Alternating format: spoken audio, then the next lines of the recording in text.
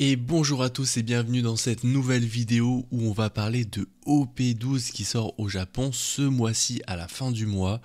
Un set sous le signe du maître et de l'élève. Je pense que tu as dû voir 2-3 leaks, tout ça, mais hier, à l'heure où je vous parle, sur la chaîne de One Piece Card Game officielle, on a eu vraiment des révélations de cartes, même s'il y avait quand même des leaks un petit peu avant.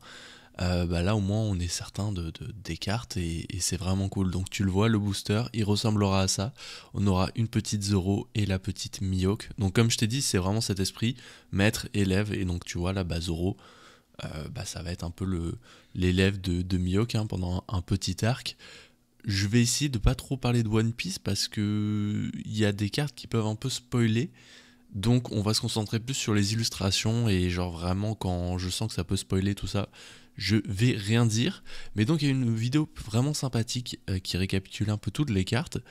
Mais avant ça, petite note à tous ceux qui jouent, n'oubliez pas là, ce mois-ci c'est la Treasure Cup, enfin il y a une Treasure Cup qui est disponible dans certains magasins, tout ça. Donc checkez l'application TCG+. Comment elle s'appelle encore? Non. C'est l'application de Bandai, c'est Bandai TCG+. Parce que moi j'ai vu ça hier un peu au hasard et j'ai commencé à m'inscrire. Il y avait plein d'événements qui étaient où il y avait déjà beaucoup de gens inscrits. Donc voilà, petit rappel, hein, tu peux avoir des petites Dun Gold si t'es le champion. T'as des event packs avec des cartes promo exclusives. T'as une chance qui est très très belle. C'est un event pack qui revient aussi dans les régionaux. Mais voilà, t'as des sleeves, t'as une belle laboon en version, je sais pas comment on les appelle, les flagships, enfin non, je sais pas, mais tu sais, avec les bordures un peu que t'as que dans les tournois. Donc, et t'as cette winner là, notamment de Trafalgar Law, des Judge Pack, tout ça. Mais voilà, juste pour vous rappeler que c'est en cours là, enfin, donc inscrivez-vous.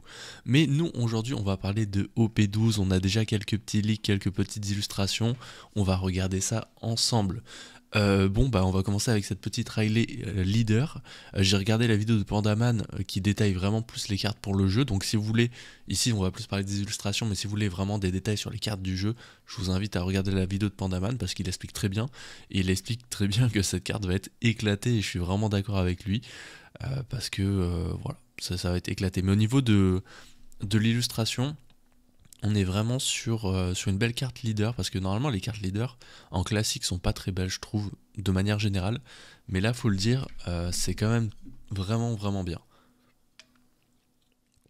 On a cette petite low blocker, 4000 pour 6000, en vrai c'est pas mal. If the number of done cards I have played is equal to less than your opponent done card, adopt one. Ok, c'est très situationnel. Déjà, faut avoir moins, faut être égal ou moins au done de son adversaire. Donc, faut arriver à 10 ou alors tu pars premier. Ah bah non, non en fait ouais. Bon, ça c'est le genre de carte un peu trop situationnelle, mais je joue pas spécialement violet. La carte est belle, vraiment une très belle carte de l'eau. On va voir que c'est souvent les personnages qui reviennent, hein, dans le set. On a cette magnifique Kuzan. Je la trouve belle. En vrai, les leaders, je sais pas qu'est-ce qu'ils ont fait dans ce set, mais non, comme je te dis, hein, les leaders classiques, normalement, elles sont pas très belles. Celle-là, elle est vraiment belle. Celle de Kuzan, il y a vraiment un petit. Je sais pas, il y a un dynamisme dans la carte. C'est vraiment bien. En plus, j'aime beaucoup le personnage. On a Don Quixote Rocinante. Euh, je vais pas vous dire spécialement pourquoi il est dans le set, au cas où pour pas spoiler, mais il va être important. Quoique, de toute façon, tu vas le voir un petit peu dans les leaders alt. Mais cette alt, elle est trop belle. J'adore le style de l'illustration. J'aimerais bien savoir l'artiste, parce que j'ai l'impression qu'on l'a déjà vu pas mal de fois, hein, cet artiste. Donc, juste pour confirmer, mais en tout cas, ouais, je trouve que l'illustration est beaucoup trop belle. J'aime bien le personnage en plus. Vraiment, non, j'adore. On a ensuite Poker.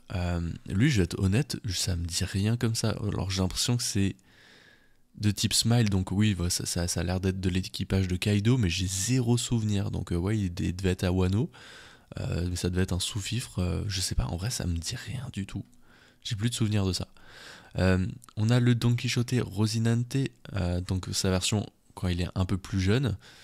Et aussi Shanks, version quand il est un peu plus jeune. Cette carte, elle est beaucoup trop belle. Est-ce que c'est une rare? J'ai l'impression que c'est une commune. Mais j'aurais bien aimé que ce soit une rare pour avoir une halte de cette carte-là, parce que Shanks, enfant avec le chapeau de paille, c'est trop stylé, je trouve. J'adore. Euh, Miserka, ok, bon, la carte, voilà. On est content qu'elle existe, mais on s'en fout un petit peu. La Zoro Leader, par contre la Zoro Leader ça fait plaisir, hein. Une petite Zoro Leader, ça fait depuis combien de temps qu'on n'a pas eu de Zoro Leader, je sais pas. Ça fait un petit bout, j'ai l'impression. Donc Zoro qui revient en tant que leader, une très très belle carte. Son alternative, voilà, on va reparler. On a aussi Quina, pardon, j'ai bugué, mais Quina en version, je pense qu'il y a une commune, là on a vraiment le leak d'un magazine. Donc voilà, on revient sur cette thématique maître-élève, puisqu'on va aussi avoir le maître Kushiru, donc ce fameux petit épéiste. Ensuite, on a Zeph, le fameux chef cuistot qui a entraîné Sanji à devenir un chef cuistot, mais aussi quelqu'un qui sait se battre avec ses jambes. Donc non, Zeph, bien, mais c'est pas non plus voilà une carte. Enfin, l'illustration, non, franchement, l'illustration est belle, mais tu sais, c'est pas un personnage non plus que je porte dans mon cœur. Tout comme Perona et Morgan, tu vois, là on a je pense, ah, c'est peut-être le même artiste. En tout cas, c'est un artiste qui revient souvent. Là, j'ai eu une halte là du bébé là, je sais plus comment il s'appelle là dans OP10. Je suis dégoûté. Donc j'aime pas cet artiste. Je le dis direct. Mais en vrai, c'est bien qu'il y ait des cartes comme ça dans One Piece qui soient un peu différentes pour vraiment créer quelque chose. Tu sais, c'est comme dans Pokémon. Il y a des cartes qui sont beaucoup trop belles d'artistes. Tu sais, Shinji Kanda. Tu sais, ça dénote tellement du style de Pokémon habituel que c'est vraiment trop bien quand. Enfin, en tout cas, moi j'apprécie énormément. Voilà, varier un peu les styles parce que au moins on tombe pas avec juste des screens de l'animé, des screens du manga, c'est varié, c'est riche, j'aime beaucoup. On a des events, il n'y a pas eu vraiment comment ça s'appelle, de source officielle, en tout cas dans la vidéo d'annonce, il n'y a pas forcément eu de reveal d'events manga, mais je suppose qu'ils vont continuer avec les events manga.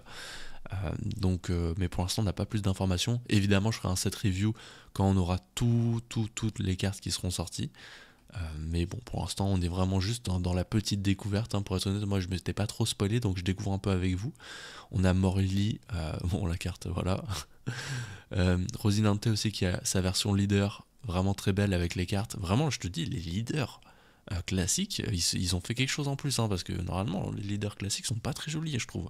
Là il y a du dynamisme, il sort du cadre, il y a les cartes, enfin vraiment une très très belle carte, une contre-plongée, j'aime beaucoup. On a Kuzan, un 6 cost, Kuzan qui revient, voilà, il a sa carte leader, il a sa carte, ça c'est, on dirait c'est une carte rare, donc sûrement qu'il y aura une alternative. Franchement déjà la carte rare, si on l'avait en full art, en alternative, je serais content, donc j'ai trop hâte de voir son alternative. On a Mamselle Olsen Day, donc Nico Robin, avec son petit costume, son petit chapeau. Très cool, très content pour elle. Ensuite, on a Sanji, donc dans sa version. C'est une version assez récente de Sanji, là. Je pourrais pas la sortir. Ce costume, il vient d'où? Est-ce qu'il vient du mariage? Mais en tout cas, il y a beaucoup de cartes avec ce costume. Euh, Ça fait plaisir, vraiment, une petite Sanji en leader. Sanji en leader. Oui, il y en a déjà eu peut-être, mais ça me dit. En tout cas, une Sanji, j'ai jamais joué contre un Sanji, donc c'est pas une. Il n'y a pas beaucoup de gens qui jouent Sanji, s'il y en a une. Ensuite, on a Buggy, donc version enfant aussi, où tu vois Shanks, hein, dans l'illustration de Shanks enfant aussi, tu voyais Buggy à côté. On va pas trop spoiler pourquoi et tout ça, même si bon, il y a des indications quand même dans les cartes. Franchement, si vous regardez, enfin si vous jouez à One Piece ou que vous collectionnez One Piece et que vous n'êtes pas à jour, dites-moi si vous vous êtes fait spoil parce que je pense qu'il y a trop d'occasions de se faire spoil. On a cette petite event qui rappelle une Dawn où il y avait exactement la même illustration, donc tu vois, il y a quand même une petite réutilisation d'assets, hein, tu vois, la Dawn qui est illustrée pareil avec le I love you et hop, là une event. Tu vois, on commence à réutiliser quand même quelques trucs. Là, on a d'autres cartes. Là, je crois que c'est l'équipage de Zeph. Euh, ouais, tranquille, hein, sans plus. On a Iori, belle carte, mais c'est pas un personnage que j'apprécie spécialement. On a Karazu, belle carte en vrai, avec le personnage en premier plan et la tête en second plan, qui est un style qui va venir un peu avec les leaders alternatifs. J'aime bien, mais c'est pas un personnage non plus que j'affectionne spécialement, mais franchement très très stylé. On aura une Trafalgarlo SR aussi, qui elle est très très belle, un très beau dynamisme dans la carte. On voit un personnage derrière, j'ai l'impression que c'est comment il s'appelle Doflamingo, tu vois, parce qu'on voit la cape orange. Donc j'ai l'impression que c'est Doflamingo. On va voir, pour l'instant on a vraiment un visuel un peu éclaté de la carte, mais j'ai l'impression que c'est ça. Très beau dynamisme, j'aime beaucoup pour une SR, c'est une très très belle carte. Ensuite on aura une autre Event Classico, on aura j'ai envie de dire Vergo, mais je suis plus certain, et la Harpie là, donc c'est bizarre, on les a eu dans OP10, là ils reviennent, mais c'est des belles cartes en tout cas. Donc est-ce que c'est les mêmes? Non, parce que Vergo il avait un... Enfin, je sais pas si c'est Vergo, hein. Excusez-moi, des fois avec les noms, il y a tellement de trucs à retenir.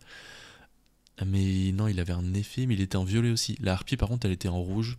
Donc c'est une nouvelle carte, et c'est une vanilla. Enfin, c'est une 5/6, il n'y a pas d'effet. Donc oui, c'est une nouvelle carte. Donc je pense que c'est des nouvelles cartes. Parce que tu sais, des fois, il y a des rééditions, des SP, tout ça. Mais bon, là, c'est sûr, c'est pas des SP. On a Koala, qui est pas mal rattaché à Nami. Ouais, stylé la carte. On dit d'ailleurs, pas Nami, pardon. Comment elle s'appelle, merde, avec les mains, Robin. Là on dirait Nami d'ailleurs, c'est pour ça que j'ai bugué. On dirait, on dirait un petit peu Nami. On a Zephyr, ok, un petit mec de la Navy qui vient supporter sûrement le deck de Kuzan. On a une carte Even qui est très très belle, qui rappelle un arc assez intéressant autour de Ace. Est-ce que ça pourrait être une event manga? Franchement, une event manga avec le visage de Ace comme ça, je suis preneur. On a armement Haki, bon, le Haki de l'armement. Ok, sympathique, sans plus. Crocus, voilà, avec la boune derrière. Ouh, dommage que ce soit une Unco, parce que je pense pas qu'elle aura de alternative. Mais si c'était une rare, elle aurait pu avoir une alternative. Et je trouve la carte trop belle avec le logo des Mugiwara et la boune derrière. La carte est vraiment belle. Et pour un Crocus qui est pas un personnage non plus trop... tu sais, bon, c'est un personnage important, hein, quand même. Faut respecter, mais c'est pas non plus... Voilà. La carte est trop trop belle. Ils l'ont vraiment respecté. Ensuite, on a Sabot, classique avec les flammes. Rien à dire. C'est une rare, donc il y aura sûrement une alternative. J'ai bien hâte de voir ça. On a une commune de Zoro. J'aime pas du tout son visage. Je trouve ça vraiment très très bizarre. Je sais pas, j'aime pas. J'aime pas. Ensuite, on a voilà les leaders alternatifs. Hein. Je te les afficherai en plus grand, mais là tu le vois quand même, c'est des cartes qui sont magnifiques. On aura la Rayleigh avec Luffy derrière. Vraiment la combinaison des deux, l'illustration avec le Luffy qui regarde qui regarde à gauche. Le regard de Rayleigh vers Luffy, enfin non, trop trop belle. Celle de Zoro, j'aime un peu moins, même si ça va, c'est quand même une belle carte avec Mihawk, enfin c'est une carte quand même sérieuse. Celle de Kuzan est magnifique, vraiment, avec Garp derrière, je sais pas, il y a un aura glacial vraiment belle. Celle de Sanji aussi, je la trouve vraiment vraiment très très très belle. Parce qu'il y a le bleu derrière du ciel, j'aime bien quand il y a le bleu, tu le vois de toute façon sur mes miniatures, mais tu sais, le soleil, la mer, tout ça, c'est trop bien. Rosinante, je l'aime un peu moins, mais quand même. Et on finit avec Koala en mode un peu karaté des hommes poissons, avec Robin derrière. Non, trop trop belle. J'aime beaucoup la carte. Vraiment, ce sont des super belles cartes. On a Ivankov qui, bon bah voilà, c'est Ivankov, pas un personnage que j'affectionne spécialement. On aura une autre Koala un peu plus classique. Ursus Shock, ok, tranquillement. Waxing Fist, ok, tranquillement. Et les secrètes, on en aura deux, Bonnie et Kuma. Ce qui m'amène à théoriser un peu sur la manga. Parce que là, dernièrement, les mangas sont vraiment rattachés aux secrètes. Hein. Tu vois, dans OP11, c'est Luffy Snake. Donc, tu as la Snake Man de Luffy, qui est la secrète et qui est aussi la manga. Dans OP10, t'as la Trafalgarlo qui est en secrète et qui est en secrète manga. Dans EB02 également, t'as Luffy qui est en secrète. C'est la seule secrète du set et qui est aussi en manga. Donc là, soit ils nous sortent une manga complètement à part, hein, ce qui est souvent le cas, soit ils commencent à là nous faire peut-être une double manga. Ça pourrait être la première double manga, enfin dans le sens deux personnages sur une carte manga, parce que bon, je vais pas trop développer, mais Kuma et Bonnie, c'est pas trop éloigné, et comme on a des, tu sais, les leaders là, tu les vois là, c'est des leaders, bon c'est des cartes leaders, et là on parle pas de cartes leaders, mais tu vois les leaders, il y a 2 personnages, et que le set est vraiment tourné sur élève-maître, je pense que ça pourrait être la bonne occasion d'intégrer la première manga duo, et on aurait Kuma et Bonnie. Donc moi je théorise un peu sur ça, je pense que ça va être ça. J'espère, en tout cas j'espère que ça va être ça, et que ça va pas être une Zoro ou une Sanji, même si Sanji mériterait quand même une petite manga. Mais j'aimerais bien qu'il y ait une carte qui vraiment change beaucoup. Par contre, s'ils font ça, je sais que c'est des cartes qui vont être peut-être un peu moins appréciées. Même si Bonnie est quand même bien appréciée, Kuma aussi, mais tu sais, ça va être un peu comme la Riley de OPI 8, qui est pas trop kiffée quoi. Et on finit avec des petites SR, celle de Nico Robin qui est quand même très très belle, Reiju aussi qui est magnifique, donc celle-là qu'on va les avoir en alternative. Déjà en classique elles sont belles, en alternative ça va être fou. On a Garp aussi qui impose, hein, qui vient renforcer sûrement le deck de Kuzan. On a cette Dracul Mio qui est vraiment trop forte, une bloqueur 8000 pour 8, mais quand tu la joues, elle te donne 4 dons actives. Donc ça veut dire que tu la joues pour 4 en théorie. Donc tes tour 10, tu la joues, il te reste encore 6 dons à jouer. Donc voilà. Et enfin, et en plus déjà, enfin, on en parle d'illustration, j'ai l'impression que c'est Mio qui est un peu plus jeune. Je sais pas, en tout cas, il te donne ce look un peu plus jeune sur la carte, mais j'ai trop hâte de l'avoir en alternate. Et on finit avec une petite Luffy, parce qu'il faut une Luffy, parce que voilà, faut vendre les sets, et en plus en alternative, elle doit être folle, parce que rien qu'en classique déjà, elle est bien, même si je trouve que la carte est pas trop jouable, hein, c'est très situationnel, faut attacher 2 dons, ces 2 dons, ça coûte cher quand même, sur une 4000 qui coûte 4 à poser, qui a trop d'effets, enfin, mais je trouve ça un peu situationnel, mais l'illustration est très très belle, il en impose, j'ai trop hâte de voir sa version alternative. Donc voilà un peu pour cette review des petits leaks, des annonces officielles. Ça va être un set qui est très très beau, qui sort en fin d'année, là, en fin de mois par exemple au mois de mai, donc on va voir au niveau de la méta qu'est-ce que ça va changer, on va voir au niveau des illustrations, j'ai trop hâte de voir la manga, n'hésitez pas à mettre vous en commentaire qu'est-ce que vous théorisez pour la manga, est-ce qu'il va y en avoir une, est-ce qu'il va y en avoir plusieurs, j'espère qu'il va y en avoir une et que ça va être un duo Kuma Bonnie. Bref, allez c'était Vivre Card, à la prochaine.